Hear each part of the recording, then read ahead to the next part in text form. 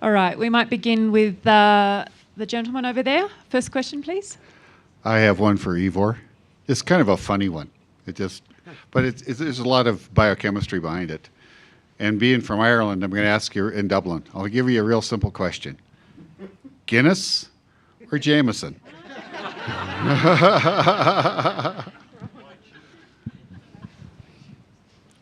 Guinness, because I can't stand whiskey. And one other comment to the gentleman about the when the incidence of diabetes in India.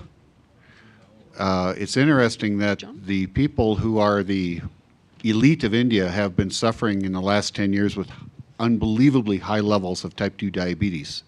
It's because they've adapted to the Western diet. Just want to let you know.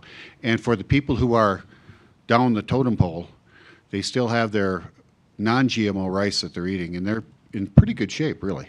So I just want to share that with you.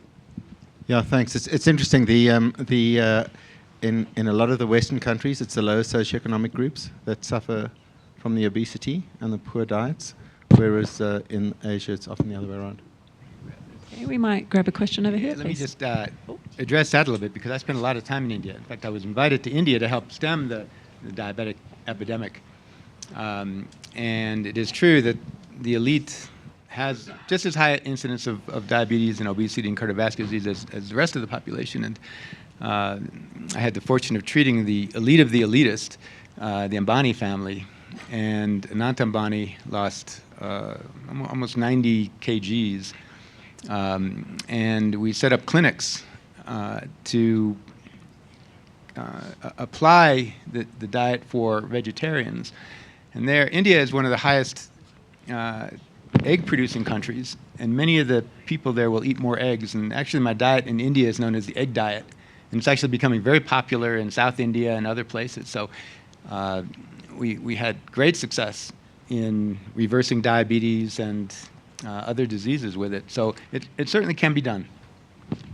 Okay, next question, please. This question's for John. I really appreciated your talk. When I saw it on the schedule, I was like, yes, this is where we need to see the low-carb movement go, because if people can't make money, it's not sustainable.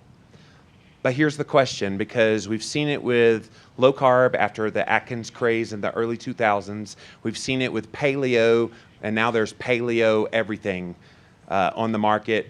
I think the fear is if you start putting keto as a name on crap products, then you kind of cheapen what we're trying to do. So there needs to be some kind of an organization that would be an oversight committee over such products that could say, all right, keto community, these are the good ones. These are the ones you need to stay away from. So how do you do that? Yeah, so that's very interesting. I spoke to David Unwin earlier, and so a lot of the information here is fantastic and very technical, and it's all kind of part of the same big group, but there are lots of different names given to things. And I think when we go out, certainly when I go out with a message, it needs to be a really clear, simple message. And the second you start talking about all the variations, people get lost, and you lose people. And I've never understood why life insurance companies don't grab on to low carb, high fat, because at the end of the day, they're going to make a lot more profits from healthy people living a very long time. So it seems to me it's paradoxical that they wouldn't be one of the first ones to jump on board. I agree with you. They should. And I will mention that also is changing. I was hired as a consultant for one of the major life insurance companies in the world, and they listened carefully, but it takes a long time to make changes like that. And of course, there's doctors on their board that don't like to listen. So, but we're making some inroads. Next question, please. First of all, Ron, thanks for the excellent talk. I've been a huge fan of your work since Boulder Fest and Robert Cram back in the day, so thank you. You've gone way back. Great, yeah, thanks. So it's interesting about the high protein, but my question is really more about the emerging field of meta-inflammation and all the nutrient sensing pathways that you mentioned, AMPK and mTOR and PPAR, are really involved too with the inflammatory response. So I'm wondering how much of the effect we can attribute the ketogenic diet being beneficial by downregulating the inflammatory response, and or also you mentioned like a low protein diet. Like, are we also reducing the cytokines and increasing T regulatory cells and so forth?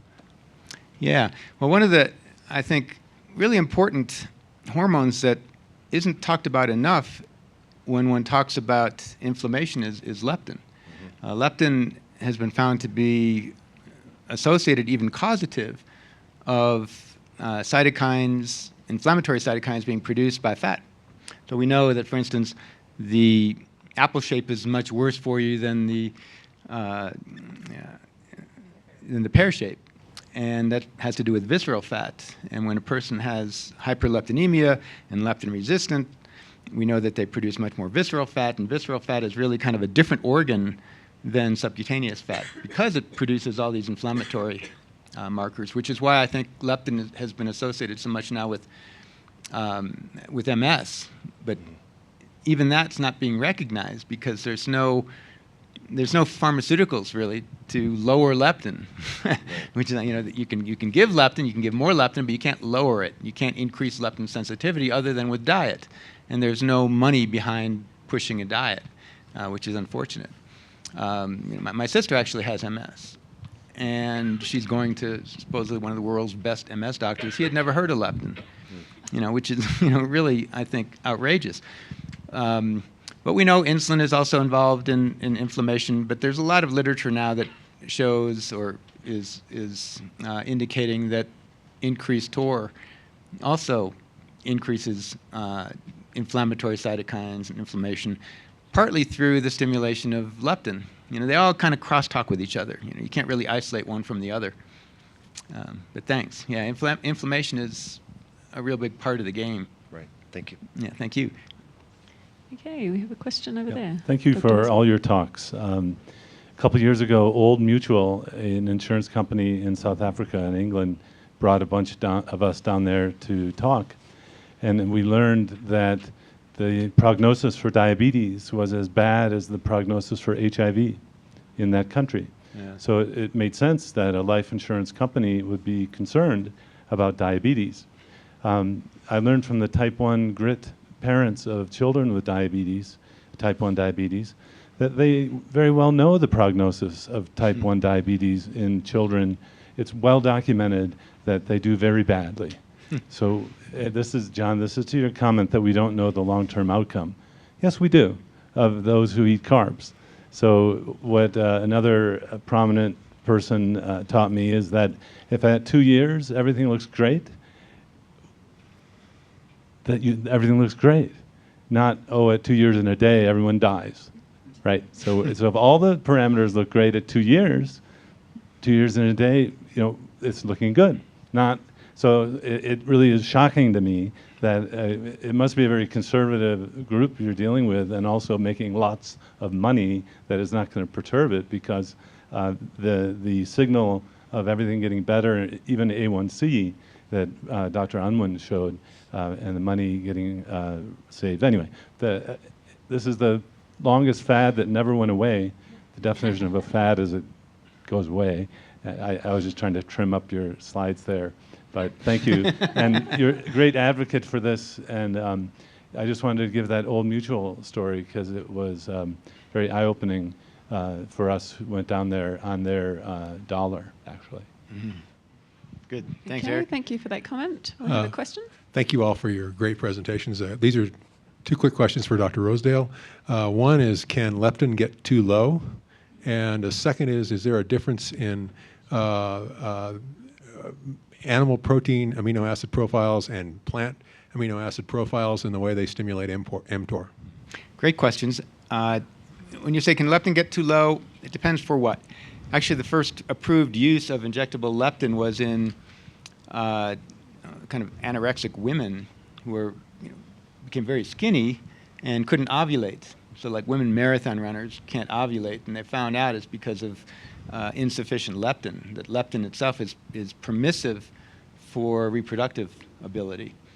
And so if one wants to have babies, certainly there is a lower limit to leptin that would preclude that.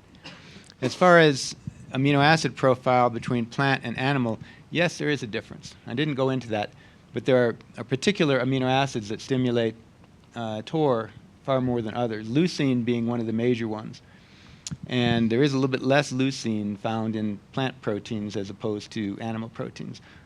One of the benefits of a vegetarian diet that is seen probably is secondary to, number one, the reduced protein intake, and number two, in particular, the reduced leucine intake from plant protein as opposed to animal protein.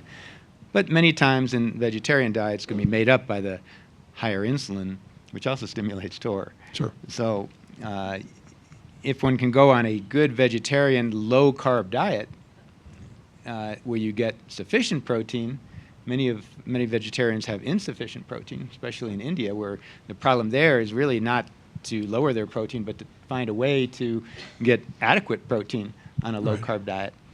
Then you're doing the best. Okay. Thank you. Thank you. Thank you. We have a question over here, please. Hello. I enjoyed all your talks, but this question is for Ron Rosedale. Thank you for being here. Thank you. I've been watching your videos and listening to your podcasts, and here's the big question. When are you going to finish the book? Yeah, the publisher wants to know that too. Soon. No, probably, I mean, it still has editing to do. The first draft will be done within the next few weeks, actually, and then there's going to be a lot of editing because, give an example, the cancer chapter has an outline of 160 pages. So each chapter of this book could be a book in and of itself. So paring it down to give the most relevant information is really the challenge. We're hoping to get the book out by the end of the year. Okay. You can hold us to that. Thanks. Your question, please. Yes. First of all, I have enjoyed every one of the talks today, and thank you for all the hard work you guys have done to contribute to this field of study. I am a registered nurse working for a company that is doing research along with providing commercial product to try to get the word out and deliver a lifestyle of ketogenic nutrition to people. And our study, the one I'm working on, is a 2-year-long study with about 400 people. And one of the unique things that we have kind of run into is they're all type 2 diabetics, pre-diabetic or type 2 diabetics. And most of them respond extremely well, similar to all the research that we see. But there's a small proportion that seem to be very, very slow responders or less responders or non-responders. Something that Ted talked about, the metabolic flexibility, is a concept I've never heard of. And Ted, I'd like to kind of put this to you, but anybody who has any more information on this, could it be that some people just heterogeneically have a different level of metabolic flexibility? Are there other factors that go into that? Can somebody increase their metabolic flexibility? Yeah, I mean, we definitely know that these people who get stuck and plateau out can't burn fat as well as people who are effortlessly thin, and they do have fewer mitochondria, less mitochondrial mass, less mitochondrial density. And so imagine you're on the lowest carb diet you possibly can, and you're intermittent fat. You eat once a day, and it's just ribeye, right? But you only have one mitochondria in your whole body. So, like, no matter how fat adapted that you are, your whole metabolism is just this busted dirt road, right? You just can't burn fat. Yeah. And the only way you will improve your body and make it better is to convince it has to be better. And you will only do that with transient cellular energy shortages, right? And the very most powerful thing you can do is high intensity exercise. If you do some extreme exercise that's 80, 90, 100% of your maximum output, if you just right now did push-ups to failure as hard as you could, you will literally sprout new mitochondria over the next few days. You have mitochondrial biogenesis, and you've literally convinced your body that it's not good enough the way it is, and it probably isn't. I hate to say that. See, the only way you'll improve yourself is to massively push yourself out of your comfort zone into this place of extreme discomfort and transient energy shortage. And people don't like that. They feel like they're going to die. Actually, you just, do 150 burpees right now. You'll feel like you're going to die. But that will literally make you better. And that will literally expand your mitochondrial density. You'll get more muscle mass. You'll get more mitochondrial density. You will literally be a better person with better metabolism, like literally the next day. And that is how you get through a plateau when you just can't low carb any harder and you can't fast any harder and your metabolism still sucks because you got one mitochondria in your whole body. Okay. Can I ask another question? Or are you going to add something, please? Yeah, in my experience, one of the major impediments on a low carb diet is people still have fear of fat. And so the vast majority of people who go on a low carb diet will eat too much protein. And I found that if you really do limit the protein, then you really start experiencing what you should experience on a low carbohydrate diet.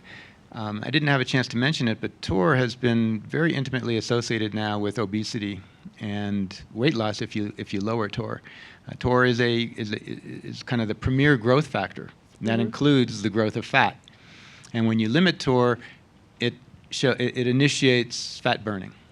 And so you have to limit TOR. You will not limit TOR if you can do everything else right. If you eat too much protein, you will not limit TOR. I mean, protein is really kind of the overriding controller of TOR. It doesn't mean that insulin is not important. It is. You need to do both because insulin will also stimulate TOR. But you can't forget about protein. In other words, if you eat too much protein, nothing else you do is going to make it the difference that we would like to see.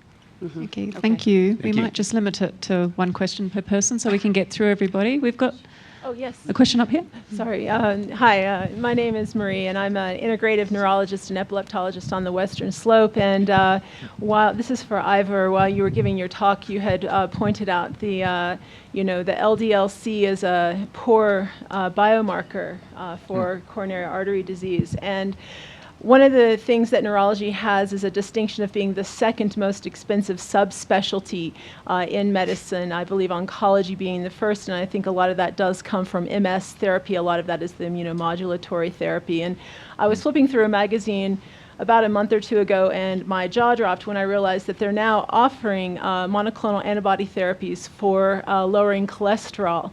It's absolutely stunning and frightening, and my friends who are neuroimmunologists call themselves oncologists at this point because they are pretty much, they say I'm quote unquote giving poisons to my patients, and a lot of those are the monoclonal antibodies. And I think ultimately what our goal is to downregulate inflammation with what we're doing here. And I find it intriguing that these companies are already ahead of the game. In epilepsy, we're already getting monoclonal antibodies for the treatment of tuberous sclerosis, monoclonal antibodies for the treatment of hyperlipidemia. So they're making these inroads where if you don't start giving monoclonal antibodies for these chronic smoldering processes that non-communicable diseases at the root of them is inflammation, then you're not doing the standard of care. And I find it absolutely terrifying, especially since it's based upon a false paradigm, such as LDL. Or the PCSK9 inhibitors is the next big generation, though I was kind of quite happy to see Pfizer have dumped theirs. But I mean, at the end of the day, the way I view cholesterol, it's more obviously the lipoproteins and damage to lipoproteins that's the issue, not the cholesterol content carried in LDL. But for me, it was fascinating that for 20 or 30 years, a huge business grew around LDL, and even the patent absurdities, when you actually look at the data around LDL-C, you just can't stop the freight train.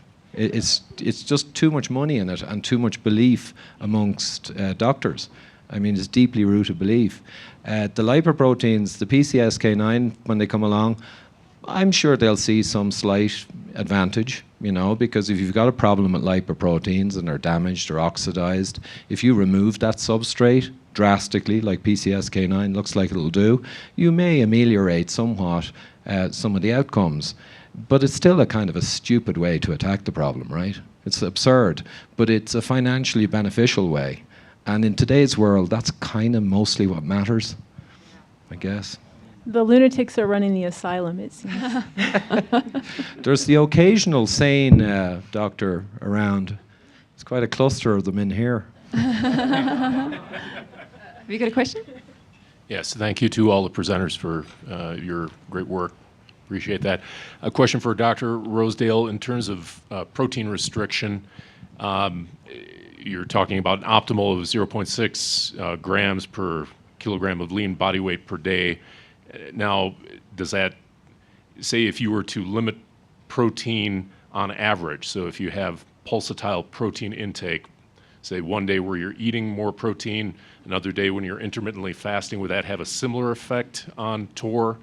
Has that been studied, or any ideas? It hasn't been studied particularly. It's actually a complicated answer to that question. TOR has two complexes. Complex 2 is involved in gluconeogenesis. So when you actually lower complex 2, you increase gluconeogenesis. So one of the problems with rapamycin, which inhibits both complexes, is that they find that it can be worse for diabetes. Also, it's complex 2 that mediates the immune suppressant activity. So when you reduce complex 2, you reduce the immune response. But they're finding that complex 2 is much less sensitive than complex 1. So what they're doing now is trying different regimens of reducing TOR. Whereas if you take, for instance, rapamycin, which reduces both complexes, but you take it every other week, you keep TOR1 down, and it doesn't affect TOR2. And so then you're not going to get the adverse side effects of increased blood sugar, increased gluconeogenesis, or immune suppression. So you can do the same thing with protein too. But protein, I think, inherently will restrict complex 1 more than complex 2 because amino acids signal complex 1, and it's the growth factors that will signal complex 2. So there's a direct suppression of TOR1 when you inhibit amino acids. So the question is, can you inhibit complex 1 intermittently and still get just as beneficial results as if you were to inhibit it on a regular basis? I would say if you were an otherwise healthy person, you could probably get away with that. If you had cancer, I wouldn't attempt that. I would try and keep TOR down all the time. You want to suppress that growth as much as you can. But an interesting thought and a great question. Thank you. Another question over here? Yes, the question is for Ron, Zoe, and Ted. Stu Phillips' work at McMaster University is a big proponent of lean muscle mass as a good proxy for healthy aging. So I'm just wondering how we sort of square that circle in terms of obviously protein being fundamentally important for building lean muscle mass. So where's that magic point? So I'm not sure if you can all perhaps comment a little bit. And they found that protein restriction extends lifespan in those under 65, and then they found that you need to take more protein in those over 65. But you have to understand these are in subjects that for most of their life, if not all of their life, they were eating a high carbohydrate diet. One of the problems with a high carbohydrate diet is that you become addicted to sugar. And when you're not eating, your cells still are addicted to that sugar, and the way they're going to get it is by breaking down lean mass. If you have adapted to a high-fat diet, you're basically going to leave your lean mass alone when you're sleeping at night, whereas you otherwise would be breaking it down to support your sugar habit. So I don't think you're going to see the protein requirement in post-65-year-olds in those people following a high-fat diet as you do in those people following a high-carbohydrate diet. So I think you have a totally different physiology. As far as TOR, I really believe that you want to inhibit TOR in pretty much all age groups, especially the post-65. The post-65 are going to be the ones that are going to be most prone to cancer. And TOR is one of the biggest influences of cancer. So it becomes, I think, especially imperative to keep it down. And you're not going to keep it down if you eat too much protein. So I think if you follow a high-fat diet, and if you keep TOR down, and if you increase autophagy, which that will do, and increase mitophagy, your intake of protein can be much less. Again, I think that it has to be realized that when you put food in your mouth, all you are doing is increasing the processing. You're just continuing the processing of food. And you are circulating it in your bloodstream just like you drove home with the groceries. You're not really eating. It's really your cells that eat. You're not going to really know what they're eating. They might be eating that which you recycled from autophagy. And the only way you're going to do that appropriately is by keeping TOR low. So even if you keep TOR low, you're actually increasing your protein consumption, but not from your mouth, from damaged proteins and damaged mitochondria. So that, in that way, I think you can get by with 0.6 grams per kilo per day of lean mass. And I'm actually, right now, typically I don't have more than 40 or 50 grams a day. And have not, actually I found that I've increased my strength when I went down on my protein.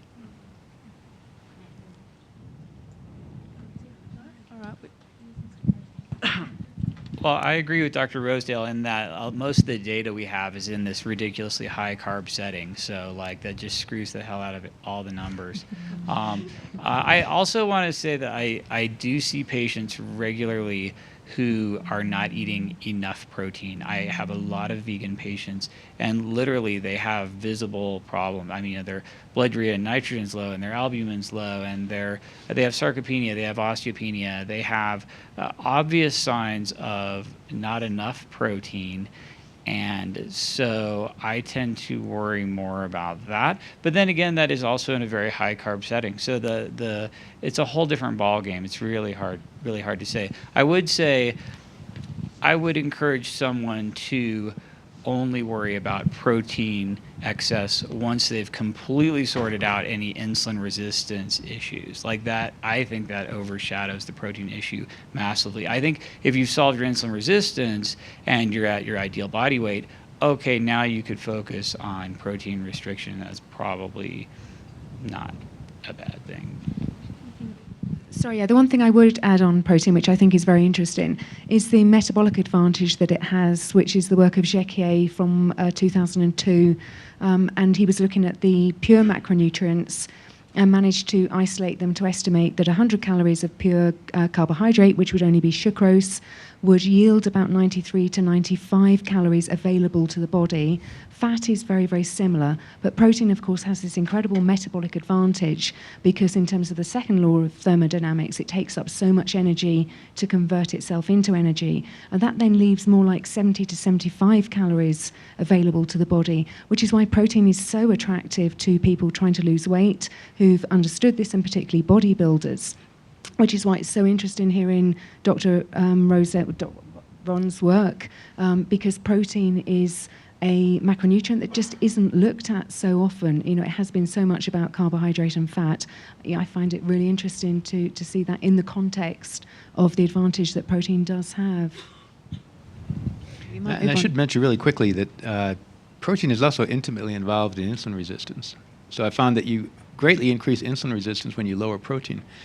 We used to measure insulin resistance directly by giving people intravenous insulin and seeing how fast it crashed their sugar, and found that when you limited protein, you increased the slope of that vector by more rapidly becoming insulin sensitive. So also protein, there are many amino acids that are gluconeogenic. So we might move on to the next question, if you don't mind. Hello, thank you for your talks. If you have a basically healthy person who's fat adapted and so a low RQ and burning mostly fat, do you see that there would be any significant added benefit to deepening the level of ketosis, or do you think that there are greatly diminishing returns at that point? Who are you asking? Anyone who has an opinion. Dr. Naiman? I think that would be completely worthless. I could eat a pound of coconut oil right now and be in the deepest, darkest ketosis you've ever seen, and that would be 100% not value added. That would be a complete waste of time and money. I will totally agree with Ted there. Also, I want to, really point out that ketosis, I mean, that which you measure, the ketones that are floating around your blood, the ketones that are spilling in your urine are the ketones you're not burning. They're the worthless ketones. It's not the ketones that are floating around you're interested in. It's the ketones you're burning. You want to burn the ketones. And if you burn ketones as you should, it'll actually lower the ketones that you measure. And so maybe you you're become more saying ketone adapted, your ketone levels will actually fall. Yeah, Amber, I'd just say for myself, I go pretty low carb, obviously, but I don't really chase ketosis at all. Now, maybe if I had a very serious condition and I really want to go hardcore to treat that, maybe I would, but I just go very low carb. I like intermittent fasting for all the benefits that Jason and others have highlighted. So I see my route to ketosis via doing very regular intermittent and quite long bursts of fasting. But I don't really eat towards going into hard ketosis or, like I say, eating a pound of fat. No way. Yeah, just measure, very quickly in decades of treating patients, I've never measured ketones in a patient. I'm so interested in their RQ would insulin, be a better I'm interested measure in their leptin. of what's actually being burned. You want to measure the sensors that will dictate whether you can burn fat or not. It's really, as I say, the sine qua non is whether you're burning fat or not. It's not, the goal is not to produce ketones. The goal is to produce, to burn fat, and then you produce ketones as kind of a beneficial side effect of that. But it's not the goal. Mm-hmm. Okay, next question. Hi, I'm Kathleen. I'm a dietitian from Chicago. And I watched, about a year ago, Serial Killers 2, and I loved it. Sami Inkinen, he's the triathlete world champion, I think, isn't he? And then 3 or 4 months later, I was actually diagnosed with type 2 diabetes. And so I really went into ketosis really fast. And so I've had my N=1 playing around with my macronutrients, and I went really, really low protein in the beginning. And I just wasn't recovering from my workouts, and I just wasn't feeling good. And so I increased my protein. I continued to play with it. But then, when I was diagnosed, I was working oncology at the time, so I was really concerned about a cancer. I said, I can handle the diabetes piece. I can, manage that. But when I started reading about TOR, it was really concerning. So I'm trying to piece together for myself, and there's a lot of people my age now that are athletes that are being, diagnosed with type 2, like Sami.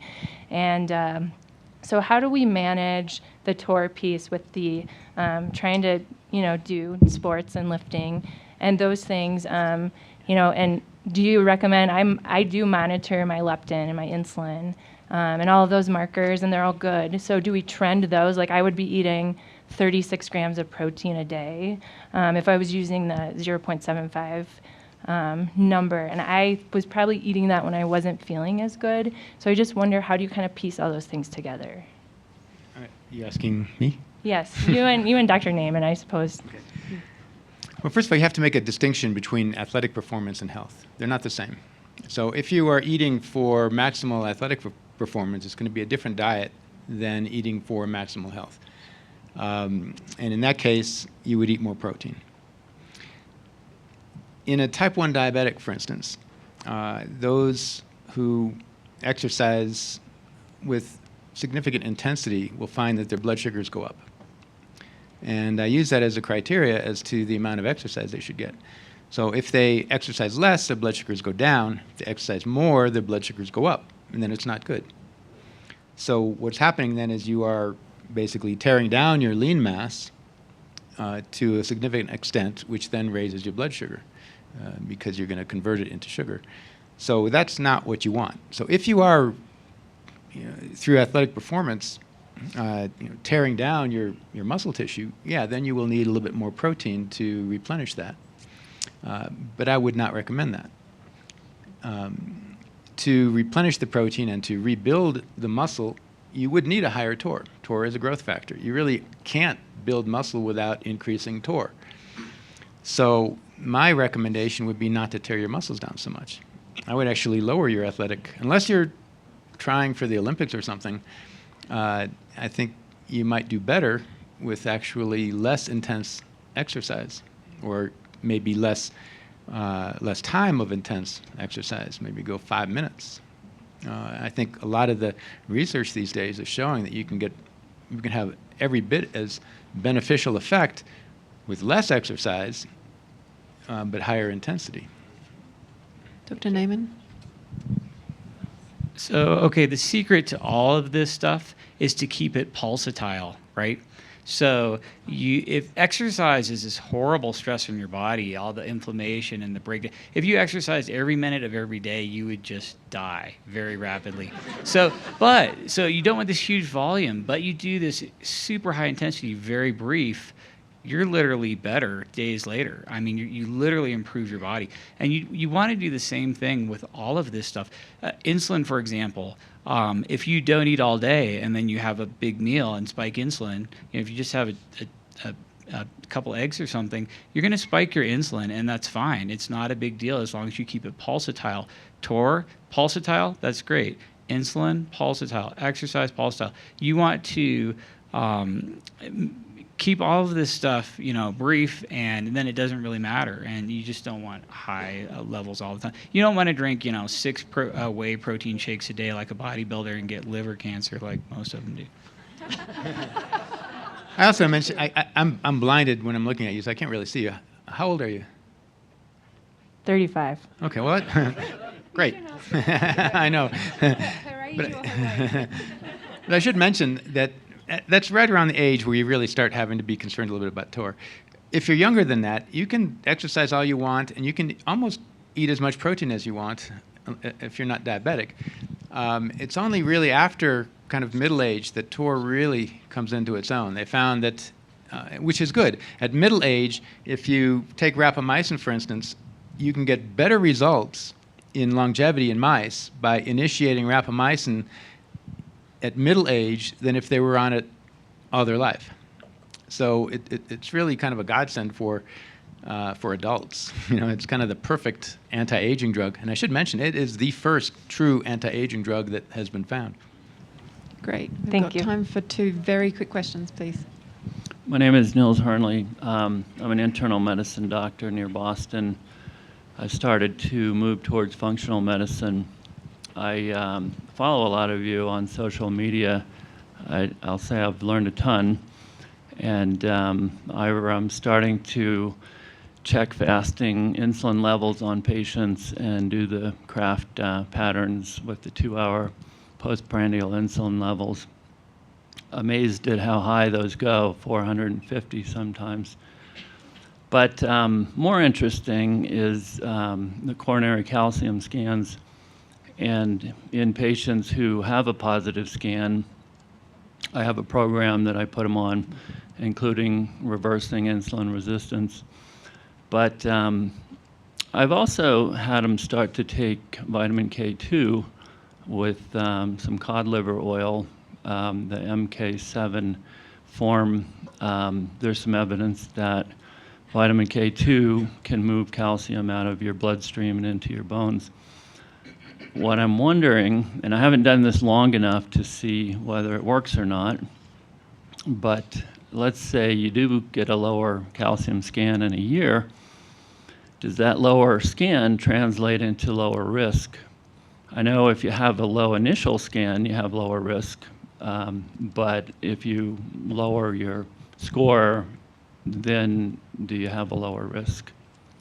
Okay, so I don't have any data on lower score whatsoever. And in fact, the establishment and the orthodoxy is there is no such thing as lowering a calcium score.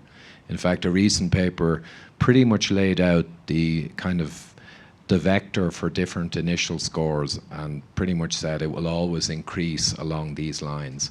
And that's true. It generally does increase because no one is very effectively tackling it. There are a few cases of people who have reduced their score. And my own kind of helper, David, reduced his volume greatly, but not the density. There is evidence to say if you stall the score by intervention, your risk rapidly falls off to someone who had a much lower score. But in terms of data, and I'm not sure, maybe Ron or someone has it, reversal of Patrick, I should have remembered. Perhaps Patrick, talk about your experience, because there are intermittent N=1 who've reduced the score, like Jeffrey and Patrick. Go for it, Patrick. Right. Very Working briefly, with please. Dr. Bill Davis, there's approximately it hasn't been published, but there's close to 200 people who have not only slowed down their score, but stopped it and reversed it. I'm the first person the Mayo Clinic ever saw that took a score of over 450 in my left main and took it to 0. Wow. And I'm also the recipient of about 26 heart scans, and I've got all the CDs if you want to look at them. You know, it's kind of like, hey, you want to come up to my loft and look at my CDs? Sure. But to your point, the research out there coming from Maastricht University and from Sato over at Tokyo University and out of Tufts University, yes, you can stop it, and yes, you can reverse it, but you have to get everything balanced out to do it. Did you take vitamin K2 at all? Yes, you have to be at least at 0.5 milligrams of MK7, and you have to have your K1 balanced out along with your MK4 and along with D and magnesium. And on top of that, the latest research shows that phytoin A is the culprit in all of this. Phytoin A is a protein that carries your calcium and magnesium throughout your body.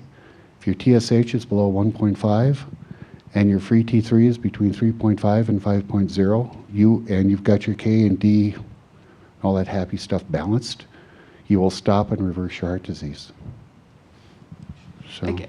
Wait, just okay. Just one quick thing, and Patrick, yes, I forgot about you there. You're the big reverser. But in terms of published data, right, to be analysed, I'm not so clear on published data of reversal. The stuff with the phytoin A stuff is published. Okay. But it's very subtle. You got to go dig for it, and it's like one of these things. Hey, we found it, but we don't know what to do with it. We've heard about the nanobacteria stuff. Oh, the microbial, yeah. Yeah, well, it turns out that was found out to be phytoin A, and a phytoin A chunk that was inside the artery. And how that works is because the LDL and HDL carry the K and D around the body, and the LDL is designed to kill the foam cells, and the HDL cleans out the calcium out of the artery. That's how that works. Well, a rich future area to dig into. There's a lot of really cool stuff out there. Okay, one last question, please, and then we'll need to wrap up. Make it brief, please. Misha Sakura. I'm an integrative health engineer from Denmark, and I would like to say thank you very much for all the presentations. Ron, I was listening your podcast for a couple of years, and I heard that you started with 1 gram per body mass, and then you've been saying 0.75, 0.7, then you started saying 0.6, and today you say 0.6 just from the start. I appreciate that. I used the 0.6 for a couple of years now with my clients, doing caloric restriction and protein restriction. So with great success. And I saw a little correlation between what you're saying about that we can see the healthy lifespan, we can measure it or see it. It correlates very good with the fat breakdown during our life, you know. And it correlates very good with what Ted, what you said about the respiratory quotient when it goes down from 1 on carb down to 0.7, which is normally 0.75, 0.8, because it's never like that. It correlates very good because it's a fat breakdown, so it correlates with good health. So it's very interesting correlation. But I have actually a question to Ted, because what I saw is the breathing is regulated by through chemoreceptors that are sensing both the carbon dioxide in the blood and oxygen. But sensitivity to carbon dioxide is like 10 times bigger. So in reality, it's carbon dioxide that regulates breathing.